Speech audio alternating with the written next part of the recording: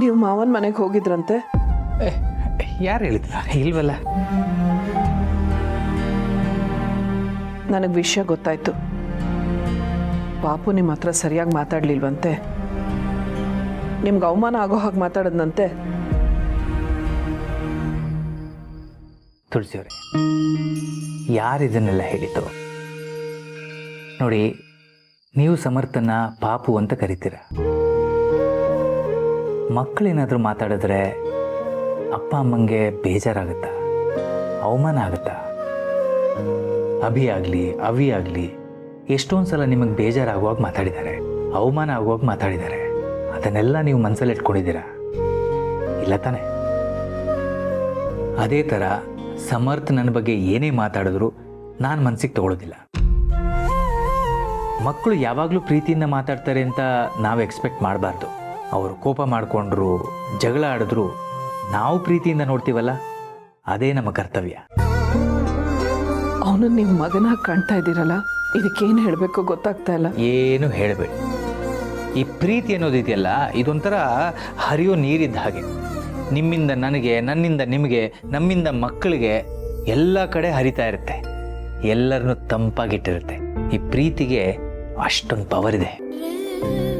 ಹೌದಲ್ವಾ? ಎಷ್ಟು ಚೆನ್ನಾಗಿ ಹೇಳಿದ್ರಿ. ಪ್ರೀತಿ ಎಲ್ರೂ ತಂಪಾಗಿಟ್ಟಿರುತ್ತೆ. ಹಾಂ, ತಂಪು ಅಂತ ಹೇಳಿದಾಗೆ ನೆನಪಾಯ್ತು. ಎಲ್ಲಿ ಐಸ್ ಕ್ರೀಮ್ ಮಾಡ್ತೀನಿ ಅಂತ ಹೇಳಿದ್ರಲ್ಲ, ಮಾಡಿದ್ರ? ಐಸ್ ಕ್ರೀಮಾ? ಅದು ಯಾಕೆ ಮಾಡಲಿಲ್ವಾ? ಗಂಡ ಆಸೆಯಿಂದ ಕೇಳಿದಾಗ ಅಷ್ಟು ಮಾಡೋಕ್ಕಾಗಲ್ವಾ? ಮಾಡಿದ್ದೀನಿ, ಆದ್ರೆ ಅದು ತಿನ್ನಕ್ಕಾಗತ್ತೋ ಇಲ್ವೋ ಅನ್ನೋದೇ ಯೋಚನೆ. ಮಾಡಿದ್ದೀರಾ? ಸರಿ, ಮತ್ತೆ ತಗೊಂಬನ್ನಿ. ತರಬೇಕಾ? ಹೋಗಿ ಅಂದರೆ ನಾನೇ ಹೋಗ್ಲಾ? ಬೇಡ, ಹೋಗ್ತೀನಿ.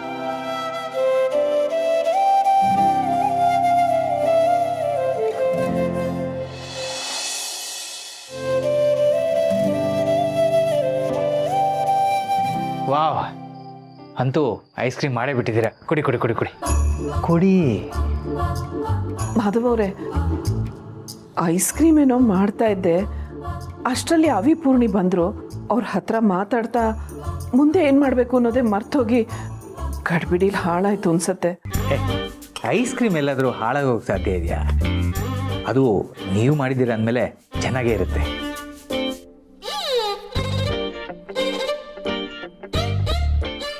ಇದು ಐಸ್ ಕ್ರೀಮ್ ಥರ ಅಷ್ಟೇ, ಆದ್ರೆ ಐಸ್ ಕ್ರೀಮ್ ಆಗಲಿಲ್ಲ. ಪರವಾಗಿಲ್ಲ, ಟ್ರೈ ಮಾಡೋಣ.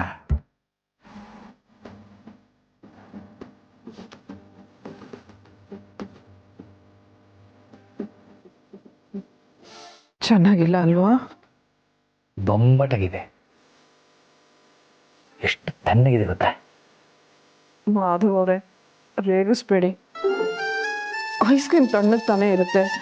ಮೊದಲು ಚೆನ್ನಾಗಿದೆಯಾ ಹೇಳಿ? ನೀವೇ ತಿಂದು ನೋಡಿ, ಗೊತ್ತಾಗತ್ತೆ.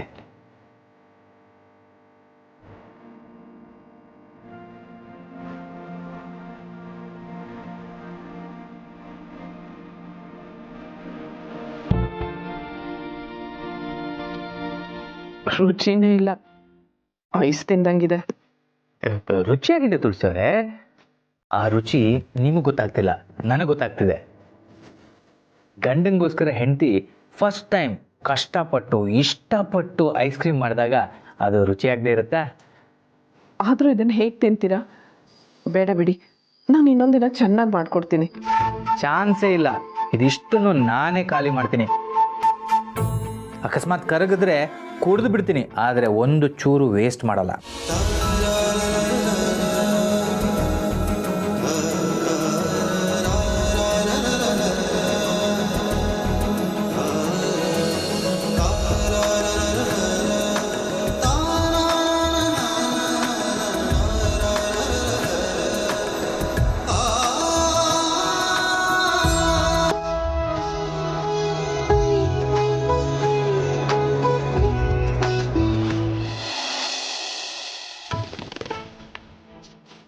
ಬಸು ಬಸು,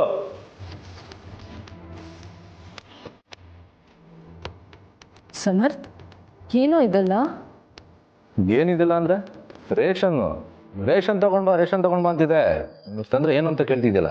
ಹಾಗಲ್ಲ ಸಮರ್, ಇದೆಲ್ಲ ತರೋದಕ್ಕೆ ದುಡ್ಡಲ್ಲಿತ್ತು ಅಂತ. ಕಳ್ತನ ಅಂತೂ ಮಾಡಿಲ್ಲ. ಹಾಗಾದ್ರೆ ಸಾಲ ಮಾಡಿದ್ಯಾ? ನಮ್ಮಂತವ್ರಿಗೆ ಸಾಲ ಬಿಟ್ಟು ಇನ್ನೇನು ಸಿಗುತ್ತೆ? ಮುಂದಿನ ತಿಂಗಳು ಹೇಗೋ ತೀರಿಸ್ತೀನಿ. ಈಗ ರೇಷನ್ ಸಿಕ್ಕಿದೆಯಲ್ಲ ಅಷ್ಟೇ ಸಾಕು ಬಿಡು. ಸಮರ್ಥ್, ಶೆಟ್ಟಿ ಅವ್ರ ಸಾಲಕ್ಕೆ ಅಸ್ಲಿಗಿಂತ ಬಡ್ಡಿನೇ ಜಾಸ್ತಿ ಬೆಳೀತಾ ಇದೆ. ಅದನ್ನು ತೀರಿಸೋದು ಹೇಗೆ ಅಂತಾನೆ ಗೊತ್ತಾಗ್ತಿಲ್ಲ. ಅಂಥದ್ರಲ್ಲಿ ಈಗ ಮತ್ತೆ ಸಾಲ ಮಾಡಿದ್ಯಾ? ನೋಡು ಬಸ್ಸು, ನೀನು ಇದ್ರ ಬಗ್ಗೆ ತಲೆ ಕೆಡ್ಸ್ಕೊಬೇಡ. ನಾನು ಸಾಲ ಹೇಗೆ ಮಾಡ್ತೀನಿ, ಬಡ್ಡಿ ಹೇಗೆ ಕಟ್ತೀನಿ, ಸಾಲ ಹೇಗೆ ತೀರಿಸ್ತೀನಿ ಅದ್ರ ಬಗ್ಗೆ ನೀನು ಲೆಕ್ಕ ಆಗ್ತಾ ಕೂತ್ಕೋಬೇಡ.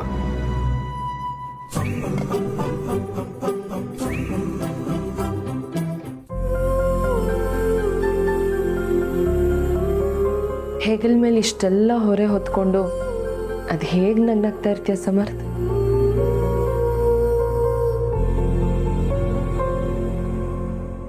ಏನಂತ ಒಂದು ಇನ್ನೂ ಸಂಬಳ ಬಂದಿಲ್ವಂತ? ಹಾಗೆಲ್ಲ ಏನಿಲ್ಲ ತಾತ, ನಾನೆಲ್ಲ ನೋಡ್ಕೊಳ್ತೀನಿ. ನೀನು ದುಡ್ಡು ಕಾಸಿನ ಬಗ್ಗೆ ಜಾಸ್ತಿ ಯೋಚನೆ ಮಾಡಬೇಡ, ನೀನು ಕೆಲ್ಸಕ್ಕೂ ಹೋಗೋದು ಬೇಡ ಅಂತ ಹೇಳ್ತಿದ್ದಾನೆ. ಮನುಷ್ಯನ ಅಹಂಗೆ ಏಟ್ ಬಿದ್ದಾಗ ಹೀಗೇ ಆಗೋದು. ಮಾಧವ ರೇಷನ್ ತನ್ನಲ್ಲ, ಅದನ್ನ ಇವನ್ ಕೈನಲ್ಲಿ ಸಹಿಸ್ಕೊಳೋಕ್ಕಾಗ್ತಾ ಇಲ್ಲ. ಅದಕ್ಕೆ ಹೀಗೆಲ್ಲ ಮಾಡ್ತಾ ಇದ್ದಾನೆ. ಸ್ವಾಭಿಮಾನ ಒಳ್ಳೆಯದೇ ಸೋಗಲಾಡಿ, ಆದರೆ ಅದು ಅತಿ ಆದಾಗ ನಮ್ಮನ್ನೇ ತಿನ್ನೋಂಥ ನಂಜಾಗತ್ತೆ. ಇದನ್ನ ಸಮಾಧಾನವಾಗಿ ಆ ದಂಡಪಿಂಡನಿಗೆ ಹೇಳು.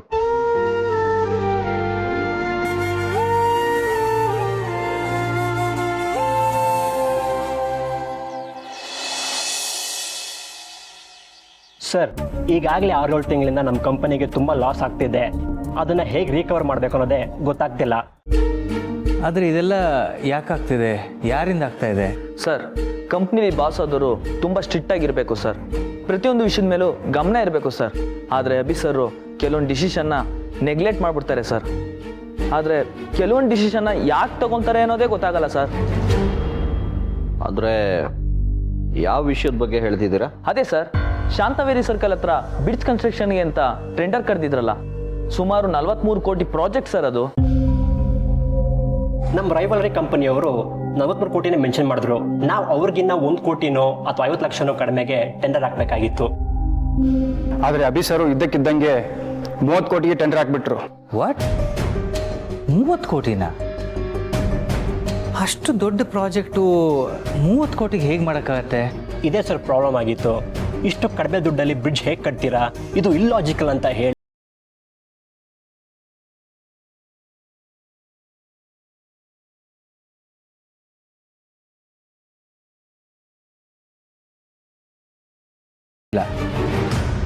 ಅಷ್ಟೇ ಅಲ್ಲ ಅಣ್ಣ, ಅಭಿ ಯಾವ ಕೆಲಸವನ್ನು ಗಮನ ಕೊಟ್ಟು ಶ್ರದ್ಧೆಯಿಂದ ಮಾಡಲ್ಲ. ಏನಂದರೆ ಈಜೋಕೆ ಮುಂಚೆ ನಮಗೆ ಆಳ ಎಷ್ಟಿದೆ ಅಂತ ತಿಳ್ಕೊಂಡಿರ್ಬೇಕು. ಇಲ್ಲ, ನಮಗೆ ಚೆನ್ನಾಗಿ ಈಜಾಡೋಕೆ ಬರಬೇಕು. ಅವನಿಗೆ ಅದು ಯಾವುದೂ ಇಲ್ಲ. ಮುಖ್ಯವಾಗಿ ಕಲಿಯೋ ಆಸಕ್ತಿ ಇಲ್ಲ. ಅದಕ್ಕೆ ಸ್ವಲ್ಪ ದಿನ ನಾವೇ ಯಾರಾದರೂ ಅವನ ಹಿಂದೆ ನಿಂತು ಸಪೋರ್ಟ್ ಮಾಡಿ ಎಲ್ಲ ಸರಿ ಮಾಡ್ಬೇಕನ್ಸತ್ತೆ. ಏನಿದು, ಕಂಪ್ನಿ ಎಂಪ್ಲಾಯೀಸ್ ಎಲ್ಲ ಮನೆಗೆ ಬಂದಿದ್ದಾರೆ? ಏನು ವಿಷಯ? ಅಭಿ, ನೀನೊಂದು 10 ನಿಮಿಷ ಒಳಗಿರು. ನಾನು ಇವ್ರ ಹತ್ರ ಮಾತಾಡ್ತಾ ಇದ್ದೀನಿ, ಆಮೇಲೆ ಕರಿತೀನಿ. ವಾಟ್? ನಾನು ಒಳಗೆ ಹೋಗ್ಬೇಕಾ? ಇವರು ನನ್ನ ಕಂಪ್ನಿ ಎಂಪ್ಲಾಯೀಸು, ನಾನು ಇವ್ರ ಹತ್ರ ಮಾತಾಡಬೇಕು. ಬೇಕಿದ್ರೆ ನೀವು ಎದ್ದು ಆಚೆ ಹೋಗಿ. ಇವರೆಲ್ಲ ಬಂದಿರೋದು ನನ್ನ ಹತ್ರ ಮಾತಾಡೋದಕ್ಕೆ. ಹೇಳ್ತಾ ಇದ್ದೀನಲ್ಲ, ಸ್ವಲ್ಪ ಒಳಗಿರು. ಅಬೇ, ಅಣ್ಣ ನಿನ್ನ ಹತ್ರ ಆಮೇಲೆ ಮಾತಾಡ್ತೀನಿ ಅಂತ ಹೇಳ್ತಿದ್ದಾನಲ್ವಾ? ನೀನು ಮಾಡಿರೋ ತಪ್ಪನ್ನ ಅವನು ತಿದ್ದೋಕ್ಕೆ ಪ್ರಯತ್ನ ಪಡ್ತಿದ್ದಾನೆ. ವಾಟ್? ತಪ್ಪುಗಳ? ನಾನೇನು ತಪ್ಪು ಮಾಡಿದ್ದೀನಿ? ನಿನಗೀಗ ಪ್ರತಿಯೊಂದನ್ನು ಎಕ್ಸ್ಪ್ಲೈನ್ ಮಾಡೋದಕ್ಕಾಗೋದಿಲ್ಲ. ಹಾಗೆ ಎಕ್ಸ್ಪ್ಲೈನ್ ಮಾಡ್ತಾ ಕೂತ್ರೆ ವಾದಗಳಾಗುತ್ತೆ ಹೊರತು ಸೊಲ್ಯೂಷನ್ ಸಿಗೋದಿಲ್ಲ. ನೀನು 10 ನಿಮಿಷ ಒಳಗಿರು ಅಂತ ಹೇಳಿದ್ನಲ್ಲ, ಹೋಗು.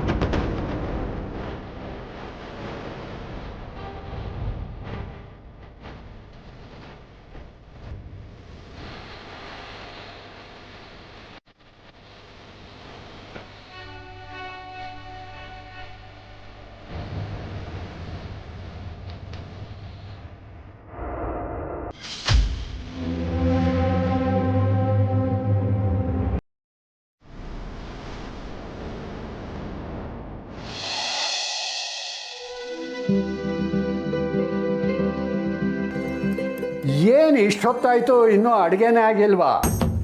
ಮಿಕ್ಸಿ ಸುತ್ತುತ್ತಿಲ್ಲ, ಹಾಳಾಗಿದೆ ಅನ್ಸುತ್ತೆ. ಅದಕ್ಕೆ ಖಾರ ರುಬ್ಬಕ್ಕಾಗಲಿಲ್ಲ. ಮಿಕ್ಸಿ ಸುತ್ತಾ ಇಲ್ವಾ? ಅಯ್ಯ, ವರ್ಷಕ್ಕೊಂದ್ಸಲ ಏನಾದರೂ ರಿಪೇರಿ ಆಗ್ತಾನೆ ಇರಬೇಕಿದಕ್ಕೆ.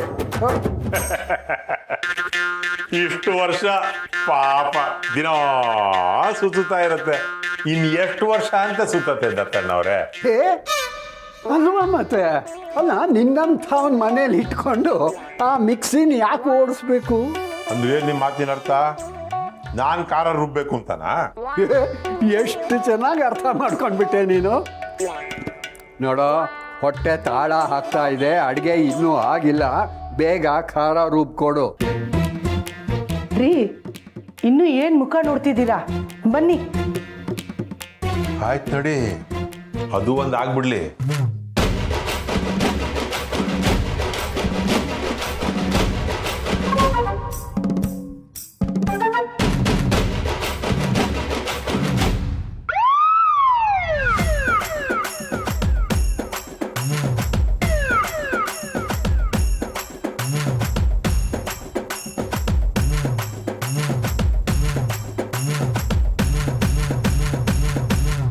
ಅಯ್ಯಪ್ಪ, ಅಯ್ಯ ಅಯ್ಯ, ಹಾಕ್ತಾನೆ ಇರ ತಂದು ತಂದು. ಇಷ್ಟು ಜನರಿಗೆ ಆಗೋದು ಬೇಡವಾ ರೀ? ಅಯ್ಯಪ್ಪ, ಆಗಲ್ಲಪ್ಪ ನನಗೆ. ಈ ರುಬ್ಬುಣ್ಣ ಸುತ್ತಿ ಸುತ್ತಿ ರುಬ್ಬೋ ಅಷ್ಟರಲ್ಲಿ ನಾನು ಗುಂಡಿಗೆ ನಿಂತೋಗತ್ತೆ ಅಷ್ಟೇ. ಅಯ್ಯಪ್ಪ, ಅಯ್ಯ. ಏನೂ ಆಗಲ್ಲ, ರುಬ್ಬು. ಈ ಥರ ರುಬ್ಬಿದ ಖಾರನ ಅಡುಗೆಗೆ ಹಾಕಿದ್ರೆ ರುಚಿ ಜಾಸ್ತಿ ಕಣೋ. ಅದು ಅಲ್ಲದೆ ಆರೋಗ್ಯಕ್ಕೂ ಒಳ್ಳೇದು. ಹೌದೌದು, ನಿಮ್ಮ ಆರೋಗ್ಯಕ್ಕೇನೋ ಒಳ್ಳೇದು, ಆದ್ರೆ ನನ್ನ ಆರೋಗ್ಯದ ಕತೆ ಹೇಳಿ. ಈಗೇನು ಮಿಕ್ಸಿ ರೆಡಿ ಮಾಡಬೇಕು ಅಷ್ಟೇ ತಾನೇ? ನಾನು ಮಾಡ್ತೀನಿ ಬಿಡಿ. ಹಲೋ, ನೀನು ಮಿಕ್ಸಿನ ರೆಡಿ ಮಾಡ್ತೀಯಾ? ಯಾಕೆ ಡೌಟಾ? ನನಗೆ ಬರದೇ ಇರೋ ಕೆಲಸ ಯಾವ್ದಿದೆ ದತ್ತಣ್ಣ ಈ ಭೂಮಿ ಮೇಲೆ? ನಾನ್ ಗೊತ್ತಲ್ಲ, ಸಕಲ ಕಲಾ ವಲ್ಲಭ. ಓ, Anasuya, cutting plier, screwdriver ತಗಂಬ, ಹೋಗ್ ಜಾಗ ಬಿಡಿ. ಈಗ ನೋಡ್ತಾ ಇರಿ, 10 ನಿಮಿಷದಲ್ಲಿ ಮಿಕ್ಸಿ ಓಡ ಹಂಗ್ ಮಾಡ್ತೀನಿ.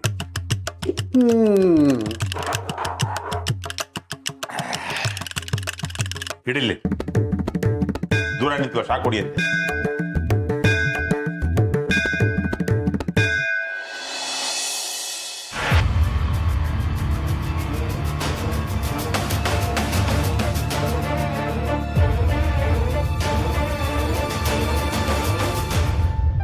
ಇಷ್ಟೆಲ್ಲ ಆದ್ರೂ ನೀವು ಒಂದ್ಸಲ ಆದ್ರೂ ನಮ್ಗೆ ಇನ್ಫಾರ್ಮ್ ಮಾಡ್ಬೇಕಿತ್ತಲ್ವಾ? ಏನ್ ಮಾಡೋದು ಸರ್, ನಾವೇ ನಿಮ್ಗೆ ಇನ್ಫಾರ್ಮ್ ಮಾಡ್ಬೇಕು ಅನ್ಕೊಂಡಾಗ್ಲೆಲ್ಲ ಅಭಿ ಸರ್ ಅಡ್ಡ ಬರ್ತಿದ್ರು. ಇದರಿಂದ ಮುಂದೆ ಕಷ್ಟ ಆಗುತ್ತೆ ಅಂತ ನಾವೇ ನಿಮ್ಮ ಹತ್ರ ಮಾತಾಡಬೇಕು ಅಂತ ಅನ್ಕೊಂಡ್ವಿ ಸರ್. ಅಷ್ಟೊಂದು ದಿನದಿಂದ ಕಂಪನಿ ಲಾಸಲ್ಲೇ ನಡೀತಿದೆ ಅಂತ ನನಗೇನೋ ಒಂದು ಚಿಕ್ಕ ಡೌಟ್ ಬಂದು ಇವ್ರನ್ನೆಲ್ಲ ಕರೆಸ್ದೆ. ಈಗ ಕ್ಲಾರಿಟಿ ಸಿಗ್ತಾ ಇದೆ. ಹೌದಣ್ಣ, ನೀನೇನು ಅನ್ಕೋತಿದ್ಯೋ ಅದು ಸರಿ ಇದೆ. ಅವಿ, ಇನ್ಮೇಲೆ ಈ ಕಂಪ್ನಿನ ನೀನೇ ಹ್ಯಾಂಡ್ಲ್ ಮಾಡು. ಓಕೆ ಸರ್, ಈಗೊಂದು ಸ್ವಲ್ಪ ಸಮಾಧಾನ ಆಯಿತು. ಹೊಸ ಹೋಪ್ಸ್ ಬಂದಿದೆ. ಇನ್ನು ಮುಂದೆ ಎಲ್ಲ ಒಳ್ಳೇದಾಗುತ್ತೆ ಅಂತ ಅನಿಸುತ್ತೆ ಸರ್.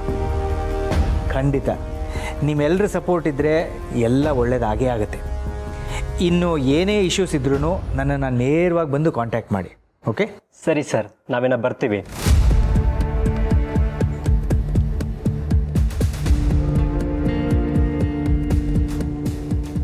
ಆಯ್ತಾ ನಿಮ್ಮ ಮಾತುಕತೆ ಎಲ್ಲ?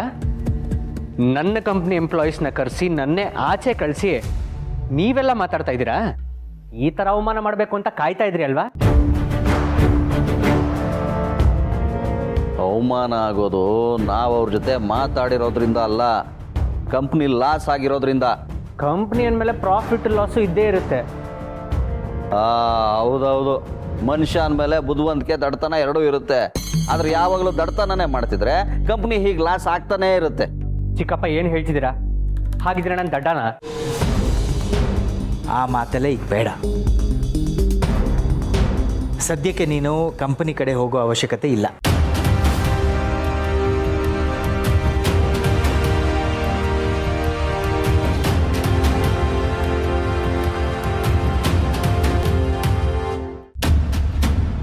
ಏನ? ನಾನು ಕಂಪ್ನಿ ಕಡೆಗೆ ಹೋಗೋದು ಬೇಡವಾ? ಅದು ನನ್ನ ಕಂಪ್ನಿಗೆ. ನೀನು ಮಾಡಿರೋ ಎಡವಟ್ಟುಗಳು ಒಂದ ಎರಡ, ಅದನ್ನೆಲ್ಲ ಸರಿ ಮಾಡೋದಕ್ಕೆ ಏನಿಲ್ಲ ಅಂದರೂ 6 ತಿಂಗಳು ಬೇಕು. ಈಗ ನಾನು ಅವಿ ಎಲ್ಲ ಸೇರಿಕೊಂಡು ಅದನ್ನು ಸರಿ ಮಾಡಬೇಕು ಅನ್ಕೋತಾ ಇದ್ದೀವಿ. ಇಂಥ ಟೈಮಲ್ಲಿ ನೀನು ತಲೆ ಹಾಕಿ ಮತ್ತೆ ಅದನ್ನೆಲ್ಲ ಹಾಳು ಮಾಡಬೇಡ. ಕಂಪ್ನಿ ಜಾಗದಲ್ಲಿ ರೆಸಾರ್ಟ್ ಕಟ್ಟೋಕೆ ಹೋಗಿ ಎಷ್ಟೆಲ್ಲ ಎಡವಟ್ಗಳಾಗಿದೆ ಅಂತ ಗೊತ್ತೇ ಇದೆ. ಈಗ ಅದೇ ಎಡವಟ್ಗಳು ಟೆಂಡರ್ ವಿಷಯದಲ್ಲಿ, ಪ್ರಾಜೆಕ್ಟ್ ವಿಷಯಗಳಲ್ಲಿ ಮಾಡ್ತಿದ್ಯಾ. ಅದನ್ನೆಲ್ಲ ಸರಿ ಮಾಡೋಕ್ಕೆ ಎಷ್ಟು ಟೈಮ್ ಬೇಕು ಅಂತ ಗೊತ್ತಾ ನಿನಗೆ? ಅಲ್ಲಿವರೆಗೂ ನೀನು ಕಂಪನಿ ವಿಷಯದಲ್ಲಿ ತಲೆ ಹಾಕೋದು ಬೇಡ. ಒಂದು ವೇಳೆ ನಿನಗೆ ತಪ್ಪನ್ನು ಸರಿ ಮಾಡ್ಕೊಳ್ಳೋ ಮನಸ್ಸಿದ್ರೆ ಅವಿ ಜೊತೆ ಸೇರಿಕೊಂಡು ಅದನ್ನೆಲ್ಲ ಹೇಗೆ ಹ್ಯಾಂಡಲ್ ಮಾಡೋದು ಅಂತ ಕಲ್ತ್ಕೋ. ವಾವ್ ವಾವ್ ವಾವ್, ಅಂತೂ ಎಲ್ಲರೂ ಇಲ್ಲಿವರೆಗೂ ಬಂದಿದ್ದೀರಾ ಬ್ರೋ. ಶಭಾಷ್. ನಾನು ನಿನ್ನ ಏನೋ ಅನ್ಕೊಂಡಿದ್ದೆ, ಆದರೆ ನೀನು ಒಳಗೊಳಗೆ ಪ್ಲ್ಯಾನ್ ಮಾಡಿ ನನ್ನ ಕಂಪ್ನಿ ಒಳಗಡೆ ಬಂದು ಈಗ ನನ್ನೇ ಆಚೆ ಹಾಕ್ತಿದ್ಯಾ? ಅಧಿಕಾರದಾಸೆ, ದುಡ್ಡಿನ ದುರಾಸೆ ನಿನಗೂ ಬಂದ್ಬಿಡ್ತಾ? ಅಭಿ, ಬಾಯಿಗೆ ಬಂದಾಗ ಮಾತಾಡ್ಬೇಡ. ನೀನು ಮಾಡಿರೋ ತಪ್ಪುಗಳನ್ನು ಅವನು ಸರಿ ಮಾಡ್ತೀನಿ ಅಂತಿದ್ದಾನೆ. ಅದನ್ನು ಒಪ್ಕೊಂಡು ಅವನ ಜೊತೆ ನಿಂತ್ಕೊಂಡು ಕೆಲಸನ ಕಲಿ. ಇದೆಲ್ಲ ಬರೀ ನಾಟಕ. ಇವನು ನನ್ನ ಕಂಪ್ನಿ ಹೊಡ್ಕೊಳ್ಳೋದಕ್ಕೆ ನಿಮ್ಮನ್ನ ಮುಂದೆ ಇಟ್ಕೊಂಡು ನನ್ನನ್ನು ಟಾರ್ಗೆಟ್ ಮಾಡ್ತಿದ್ದಾನೆ. ಏನಾಯ್ತು ಬ್ರೋ ನಿನಗೆ? ದುಡ್ಡಿನ ದುರಾಸೆಗೆ ಬಿದ್ದು ನೀನು ಈ ಅಪ್ಪನ ಪಾರ್ಟಿಗೆ ಸೇರ್ಕೊಂಡ್ಬಿಟ್ಯಾ? ನಾಚಿಕೆ ಆಗಲ್ವಾ ನಿನಗೆ? ನಿಂದು ಒಂದು ಜನ್ಮಾನ. ನಿನ್ನ ನನ್ನ ಮಂಡ ಅನ್ಕೊಳ್ಳೋದಕ್ಕೆ ನನಗೆ ನಾಚಿಕೆ ಆಗುತ್ತೆ. ಅಭಿ,